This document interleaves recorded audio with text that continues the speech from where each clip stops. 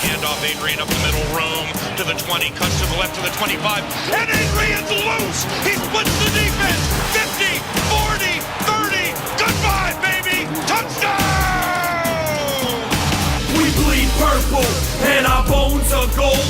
Hear the horns coming out of our dome, behold. We are Minnesota Vikings fans. We love when a player scores. Hey there, Minnesota Vikings sports fans. You are listening to the Purple People podcast. The Vikings fell to the Seattle Seahawks. The score was 41-20. But hey, me and Adam are here, as always, ready and willing to talk about the team. Here's the thing, though. We got to see Vikings football for another week. It wasn't good football, but it was football.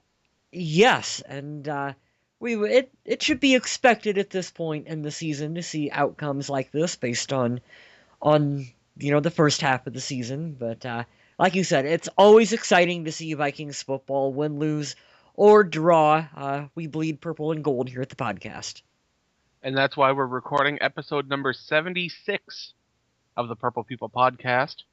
And it is titled 20,000 Leagues Under the Seahawks. That is about the size of it. It's pretty big. Yeah. It was a pretty monumental challenge for the team. They were up against it this week for sure. But before we start getting into that, let's get the quick hits out of the way. Okay. And let's talk about Kevin Murphy signing back to the practice squad. Always good to see a familiar face on the team. Mm-hmm. Even when it's defensive end Spencer Neely, who was also signed back to the practice squad. We saw a really cool move this week from Jeff Locke, who donated $10,000 to a VA medical center in Minneapolis. What was really cool about that was that it was the money that Josh Freeman gave to him to change his number when he came to the team. Yeah, I think that is just awesome. And I think I posted that on the Facebook group. I posted it. You posted it from a different webpage and not the Viking Age, which is a great source. I didn't know that it was on the Vikings for your Minnesota Age Vikings information. Oh, I know, because I wrote it. Well, anyway, I remember I made the comment when I posted it that from this point forward, we're no longer allowed to make fun of Locke for donating that much money on his own free will. Like, the Vikings didn't tell him to do that. No one told him to do that. He just did that because it was the right thing to do. And so we're no longer allowed to make fun of him anymore. We had a practice squad shakeup. The Carolina Panthers, who we just watched have an amazing game against the New England Patriots, picked up offensive lineman Travis Bond from the Vikings. His one pisses me off a little bit. The Vikings picked up Johnson Webb, another offensive lineman. Mm-hmm. This one ticks me off a little bit. I had hoped that Travis Bond would be a guy that could develop for the Vikings for the future, and I don't like seeing him picked away from the practice squad like that, especially when our offensive line has generally looked pretty bad so far throughout this season, and you gotta wonder if he could have had a spot on the active 53 and maybe helped this team out. I think that would have happened if the Vikings hadn't signed Jamarcus Webb. Yeah. But okay, let's go in and let's do some amazing news. Okay. This news is amazing. Wednesday, Greg Childs will take the football field for practice for the first time since tearing both his ligaments in his knee. So happy. Amazing. So happy for Greg Childs. No idea whatsoever what to expect from him football-wise, but you just got to be excited for him on a personal level for all the hard work that he's put in to just get back to the point where he can practice with the team. Now that the Vikings have taken him off the physically unable to perform list, they have 21 days to decide whether to put him on injured reserve or to bring him on to the roster.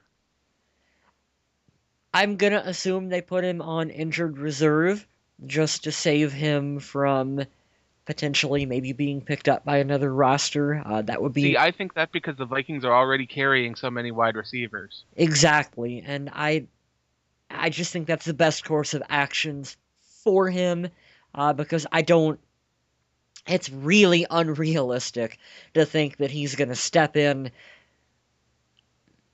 and produce for the Vikings this year. I just don't think you can expect that from him. But one step I've been at a reading time. some interesting stories about Adrian Peterson. Yeah. I guess the coaching staff for the Vikings want Adrian Peterson to sit out of the game Sunday against the Green Bay Packers, but Adrian Peterson does not think that's a very good idea. Well, of course he doesn't think that's a good idea, but I think he should set out. So this groin injury that Peterson's dealing with, I guess it's been nagging him, and it got really bad during the game. And aside from the game getting out of hand, that was another reason why we saw a large amount of Toby Gerhart at the end. Mm-hmm. I had tweeted this statement out, and I thought that I was going to get blasted by my followers when I said it. And surprisingly, everyone who responded back was in agreement when I said it.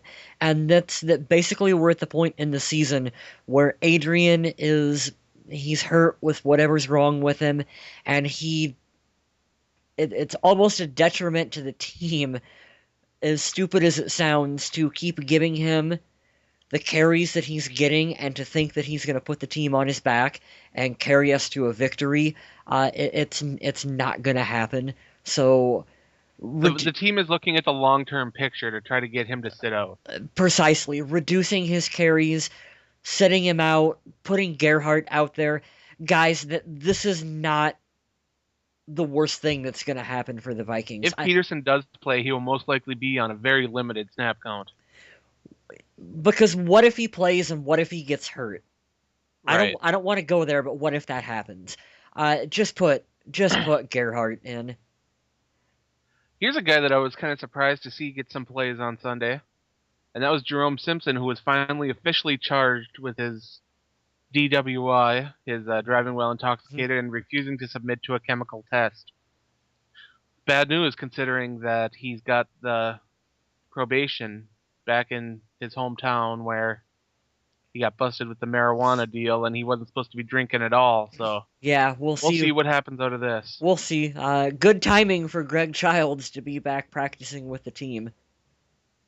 That's true. It could be something interesting shaking up there. Yeah. I don't know. Yeah. Let's go into our game ball and our donkey, and let's lead off with Kyle here with a game ball, because I know he's got something that's just absolutely going to blow my mind. Well, I do, Adam. But before we do that, before we get all negative and talk about that, I have something really funny that I want to get to. Now, I've been buying a lot of Topps football cards. Okay. And I know you guys at home can't see this, but I'm going to hold this up to the camera for Adam. I wanted to show you one that I got in my deck that I started laughing, and then it got even funnier when I read the description on the back. Can you see who that is, Adam? Is that Gronk? That is Aaron Hernandez. Oh. The former tight end for the Patriots. And I thought you guys at home would want to laugh a little bit before we get into the description, the breakdown of the Vikings game. So listen to what they wrote, and this was clearly wrote a while ago on the back of his card. Aaron has been an exemplary member of the Patriots since being drafted out of Florida in 2010. Right. Rewarded with a new contract before last season, he became emotional about what his time in New England meant. And this is the funniest part of the card. The quote from Aaron Hernandez: "This is probably one of the best days of my life. I'll remember this day forever. You get changed by the Bill Belichick way. You get changed by the Patriots way." Okay. Yeah, so it probably is going to be the best day of his life when he's sitting in jail. That's dark, man. That's Yeah, dark. yeah. So isn't that kind of funny, the quote? Not really. Yeah, Not really. I found it rather amusing. So I have Aaron Hernandez card. If anyone would like to buy it from me, you can tweet me at Purple People Podcast. All right, let's get back into the Vikings. Okay. Let's hear your game ball. My game ball goes to Percy Harvin, but unfortunately he plays for the Seattle Seahawks. Now I'm curious as to why, because his stats weren't that impressive. Actually, I'm just kidding. I'm not giving a Okay. game ball to Percy Harvin, but I knew for a minute that I could throw that out there and maybe you would believe it. I'm gonna go with Cordero Patterson. His numbers weren't great. I didn't. He's not a guy that jumped out that. Oh, he was a big contributor to the team, but snap count. His snap count was up, and we're at the point in the season, based on what's going on with the team, where I want to see the young guys get as much experience as possible, and so for that fact alone, Patterson gets my game ball. I'm going to shake things up a little bit, and I'm going to do my donkey first. Okay. My donkey is Cordero Patterson. Well, there you go. 3 catches on 9 targets for 28 yards. For a guy that was supposed to step into a starting role and try to earn a spot on a team, that is not the way to do it.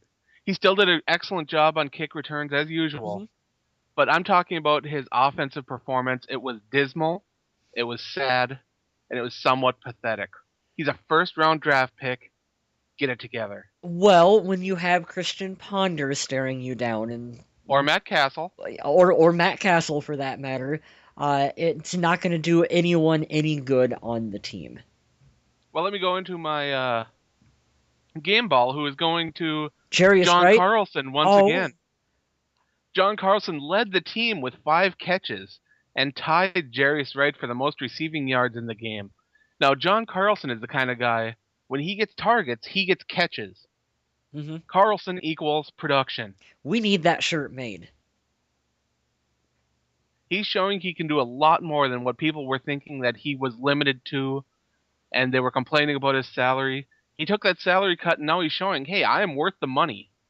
Let's just build an offense, and let's get things working. So, boo to you, Cordero Patterson, and yay to you, John Carlson. Well, that's the key. Build an offense. And we've got a lot of building to do here in Minnesota. For my donkey, I'm just going to go put a bunch of names in a hat and draw one, and you could come out with someone that you could label a donkey. Bill Musgrave, good place to start. But Alan Williams, I don't think we give enough. I don't want to use the word credit, but we don't credit. we don't give Alan Williams enough shit for how bad this defense is this year. I went on a streak there where I was naming him my donkey at least a couple weeks in a row, so I figured people know by now that I don't buy into what he's got going on. I don't buy into anything that this team has going on.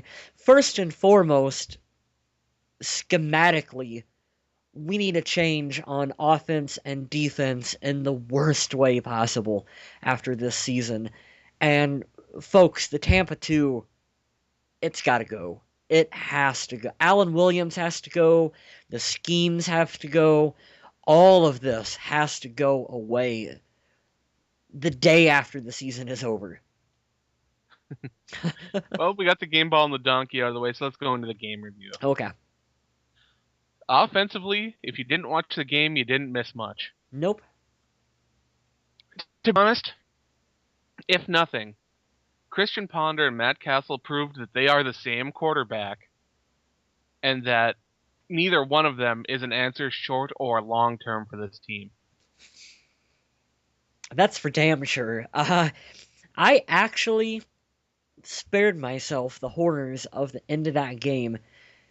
By dumb luck, I ended up leaving to go over to a friend's house for a Walking Dead party because I just knew that was going to be better than finishing watching the end half of the game. But based on the highlights, Ponder played decent enough in the first half, and so did the whole team. Give them credit where credit's due. But good God Almighty, I don't know what happened after the second half, but yeah, they both proved that they're backup quality quarterbacks at best. So this brings up the question, who is going to be the starter against the Green Bay Packers on Sunday? Because Coach Frazier was non-committal when they asked him after the game. Because he's an idiot. It's got to be Josh Freeman. It's got to be. I mean, and I don't think that Josh Freeman is the long-term answer for the Vikings either. No, but I think he could be a short-term answer to see what he's got. Well, what's the point of playing Christian Ponder? What's the point of playing Matt Castle? There is none. So you might as well go with Josh Freeman. Right. I mean, I agree totally. All three of them, I'd be fine if none of them come back on the team, because I don't believe it. I don't mind any of them in a backup capacity. I think any of them are excellent backups that could step into a game and play well. Oh, sure. Oh, sure. Now, as a starting quarterback, I think the Vikings will be hunting for one of those in the draft, especially since, because of this loss and a Tampa Bay win, Minnesota is currently sitting with the number 2 draft pick. Mm-hmm. And that's very sad to be talking about at this point in the season. Which begs the question, though, do you believe that Rick Spielman can get it right the second time around in Absolutely. drafting a quarterback? Absolutely. If nothing, he'll make fans happy because one of the top 3 quarterbacks, everybody will be pleased with that, whether it's Teddy Bridgewater, Marcus Mariota, or whether it's Johnny Football, which Mm-hmm. people seem to be fascinated with, but I just don't get. Well, we'll see. I believe they go quarterback, but you can make a strong case if for whatever Jadeveon Clowney. if for whatever reason they are not 100% sold on someone in this draft, you can make a case for them going just about any position. Yeah, if the Vikings don't sign back Everson Griffin or Jared Allen, they could be looking at Jadeveon Clowney. But let's be realistic. Our defense sucks. Our O-line has been up and down. We need corners. But you can't trade down for more picks. You can't give up a possible franchise talent for that. You can't do it. Exactly. Where I'm going with this is that all those problems are problems for the Minnesota Vikings, but without a franchise quarterback, none of that really matters. That's all secondary to finally getting a quarterback and getting stability at that position. Because as we're seeing with Green Bay, Aaron Rodgers can cover a lot of mistakes for that team. And if you have an Aaron Rodgers or a Peyton Manning on your roster, that can kind of fill up for maybe not having the best talent in other positions on your team. It's true. It's true. Let's talk about the running game. Adrian Peterson was outrushed by Toby Gerhart in this game. That's a stat that's a little misleading because Toby got those garbage time rushes, and he was playing against the defense that wasn't really top notch. A lot of the backups were in there, and it was by 2 yards. So it's funny to listen to the pundits say that Toby Gerhart outrushed Adrian Peterson, and they make it sound like Toby had 150 yards on the ground and Adrian had 30. Yeah, Adrian is still dealing with that groin injury too. Don't forget about that. Adrian had 65. Toby had 67. Like you said, they came in absolute garbage time when Seattle had quit playing. I mean, they were coasting at that point. So let's not get carried away here. Well, I don't know, because I enjoy seeing Toby Gerhart getting these touches because it's increasing his value. Now, if Toby Gerhart can end up signing a decent-sized contract with another team, maybe they might be in for some kind of compensatory pick for that, since they were unable to trade him before the deadline and they're unlikely to sign him back. I don't know. Just think out loud. If I'm the Minnesota Vikings, you have to do what's in the best interest of the team, and right now, that's not going to make Adrian Peterson happy, but I really think you reduce Adrian's workload and you start to feature, making air quotations right now, but you go to more of a 2-back system with Toby Gerhart, and you see what you got. I mean, what's it going to hurt at this point? And if it looks like something where you go, maybe that's a direction that we want to, and I'm talking about the Vikings, uh, look to go towards in the future, then maybe you can pursue that option. Or Right. you're doing what's right for Toby. You're getting him some actual looks on tape for another team to give him a contract so that he can go either be a featured back on another team or be a part of an actual two-back set on another team. Let's talk about the wide receivers too, because we already talked about John Carlson and Cordero Patterson. We haven't talked a lot about Jarius Wright, who kind of exploded with 3 receptions, 69 yards, 2 touchdowns. Now, he started in place of Greg Jennings, who was injured for this game. He was having some problems with his Achilles heel. But we saw Jarius Wright make the most of his opportunity when Cordero Patterson couldn't. His first reception is where it's all at, because his second one came late in the game, garbage time, whatever, they weren't really playing. Go back to his first reception, and that is, I think, where you can see more of him working his true skill set against a defense that was actually trying at that stage in the game. And it was a nice double move that he put on Richard Sherman to get open, and you've seen his speed to get into the end zone, and I like to see that from him, for sure. Absolutely. Yep. We got to see some other players get involved in the passing game that we didn't see. I was screaming at my laptop since I had to watch it online because stupid TV here in Michigan doesn't like Vikings games at all. But I was very excited when I saw Chase Ford catch a football. I don't know why. I was like, Chase! That was exciting. Same thing with Jerome Felton. They're guys that should be more involved in every aspect of the game, but aren't. You know, And to round things out, Joe Webb had 2 catches on 3 targets for 9 yards. when I screamed at my TV set, when the Vikings went to a 5 wide receiver set, and Ponder threw the ball 1 yards to Joe Webb.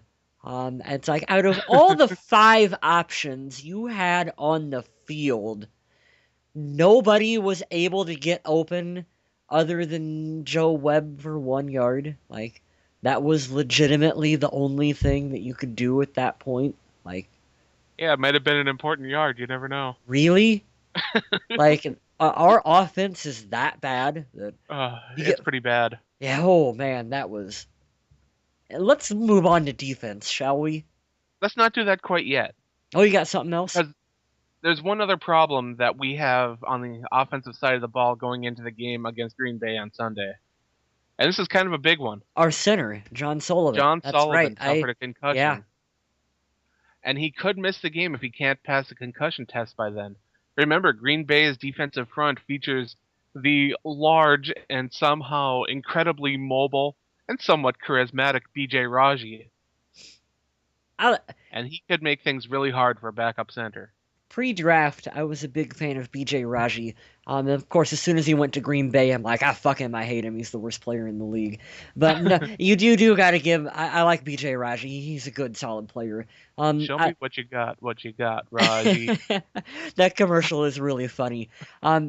You got to believe if Sullivan isn't going to go, then who would be the backup center in that situation? It would most likely be Joe Berger. Joe Berger, yeah. Who will sub in pretty much anywhere. If you say, hey, get in there, he'll be like, all right. Yeah. Yeah, basically, he's versatile. He can do it all.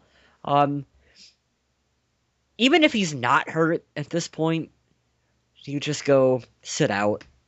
Well, last year, John Sullivan was the #1 rated center on Pro Football Focus. He is a guy that's going to be really important to the future of this team. Mm-hmm. So if you are throwing in the towel on this season, which I think it might be a little early, even though statistically it's improbable, it's not impossible for the team to go on a run. So I understand. I'm being somewhat optimistic here. I understand what you're saying. Mathematically, it's not impossible. My logic, I guess, would be for if he can play. This is going to be Josh Freeman's chance to show what he's got.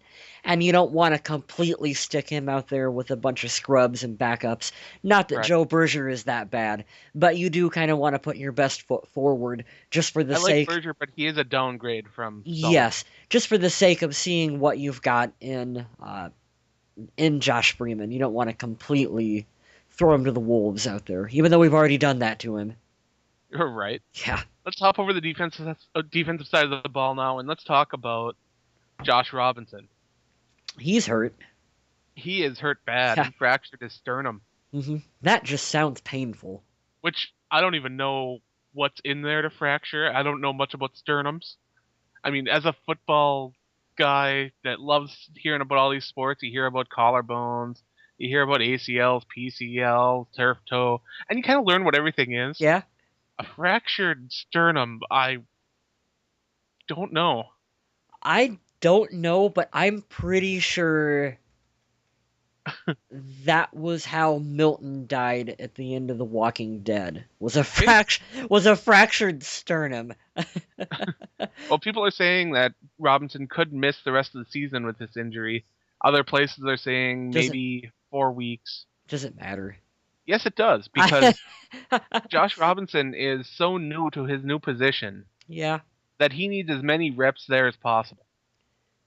And Oh, I think that Josh Robinson is a guy that will be able to develop into someone who's pretty good. I don't know if he's going to be great or anything like that, but he's going to be pretty good if he can get his technique down. I'm not gonna dispute everything that you just said is 100% correct. Here's where I'm at. It doesn't matter. We're gonna have a completely different defensive scheme next season with a new coach, new coaching staff. I mean, it reps don't matter. I mean, it doesn't matter. It You're such a pessimist, man. it because it's true. It whatever bullshit where you were running right now defensively is not going to be what the team is going to be doing. So next man up is whatever. He's out.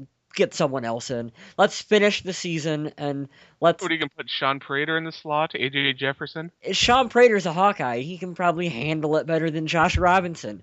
Oh, come on now. We play defense here in Iowa. If there's one thing that Hawkeyes can do, it's play D. So, One guy that should be playing more in the secondary but isn't and will probably get an opportunity to step up is Marcus Sherrills.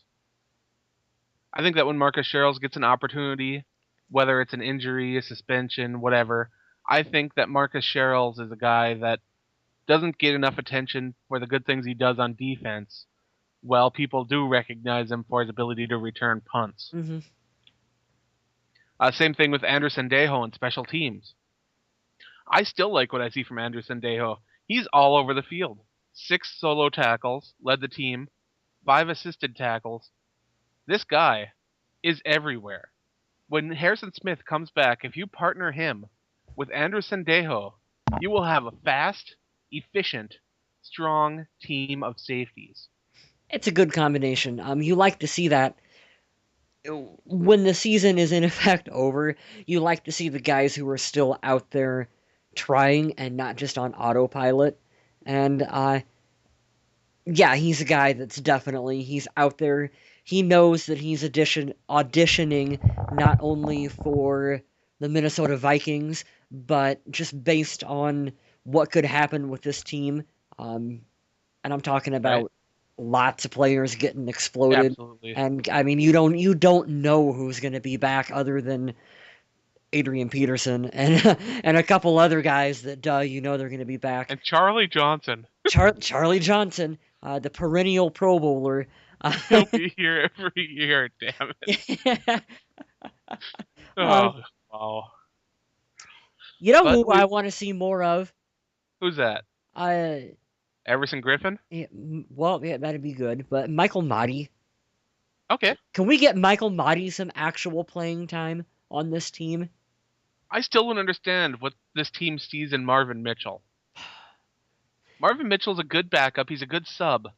But I don't know why this team sees him as being a starter. It's Leslie Frazier. Leslie Frazier, I firmly believe just based on his actions and what he says, he has this attitude that vested veterans in the NFL will get as many shots as necessary to start over top of rookies, even if the rookies underneath them are more talented, and even if the veterans are just not working, he's going to continue to stick with them until they get clawed out of the starting rotation. Because the team used a 4th-round draft pick on a outside linebacker in Gerald Hodges Yeah. that we should be seeing more of. Yeah, how come Gerald Hodges isn't out on the field? That's another good point, Adam. I just don't get it. Yeah, I don't understand anything this team does offensively or defensively anymore. I don't. That's such an umbrella statement, and it's so accurate that Yeah, it's sad. like I don't understand anything. We're gonna watch some tape, and we're gonna find some things that are correctable, and we're gonna make a couple big plays here or there, and we're gonna get the ship back on the right track. That's Leslie Frazier in a nutshell. I think that there's two different Leslie Frazier's. I think the Leslie Frazier in the locker room isn't that soft-spoken and easygoing. Boy, I should hope not. Because I just don't see it. And I really hope that Leslie Frazier can get some help. Because right now, as far as the coaching staff goes, I like Leslie Frazier as a head coach. I do. Now, I do too. I don't like the guys he has working under him. And that can happen a lot of places. I mean, I'm sure you've been to a nice store like a Walmart or something like that. And, the assistant manager there is an absolute jerk, and the lady working behind the register is rude and is just chewing her gum like a cow and doesn't say anything to you. And, it doesn't reflect upon the regional manager. It reflects upon the store itself. And that's what we should be looking at. We should look at replacing parts that don't work. Mm-hmm. And some of these parts, whether it's a cornerback that it just isn't fitting, or whether it's a coach that doesn't know what's going on, or even if it's someone like, I'll use this example even though it's absolutely not true, someone like the medical staff that just, like Sugarman, if he wasn't doing his job, he'd have to be replaced, but Sugarman definitely doesn't need that. Yeah, that's our pride and joy in Minnesota, is our medical staff at the moment. Matt, you say whatever you want about our coaching staff. I will put Eric Sugarman up against any other head athletic trainer in the NFL, and damn it, we're going to come out on top. Oh, Sugarman. Oh, Shug. The one thing that really disappointed me is that This we only season, saw one sack against that struggling Seahawks offensive line, and that came from White Lightning and Brian Robinson. Who, by the way, has a fantastic sack dance. Highly underrated. Reeling him in? Yeah, reeling in the bass like that. That's Yeah. awesome. I like it. I really do. That's a bright spot to look forward to. Yeah, other than the play at safety, Jamarcus Sanford had 4 solo tackles and 3 assists. So what we're seeing is the corners are struggling. But the safeties are containing it so that they're not getting the huge plays. And if it weren't for the play of the safeties, I think that these games would be absolutely disgustingly hard to watch. And that's saying something when you get beat 41-20, and it could have been worse. And you know what? 7 of those points come in just absolute garbage time at the end of the game. So, but things are looking up for next week. Let's move on to Oh, that. they are. They are. Really? Because the Vikings are facing a backup quarterback in Green Bay who really looks like an almost more inept version of Christian Ponder. What's his name? Scott Tolzien? Scott Tolzien. What kind of dumb trivia question is that going to be 10 years from now? Who was the backup quarterback when Aaron Rodgers went down to beat the Minnesota Vikings? Oh, no. Scott Tolzien. Well, the Packers have a struggling secondary, and now that their offense is struggling too, except for on the ground, where they can pound the ball with the best in the league for some reason. I don't understand how, but They can do it. Mm-hmm. So the Vikings will have a chance in this game.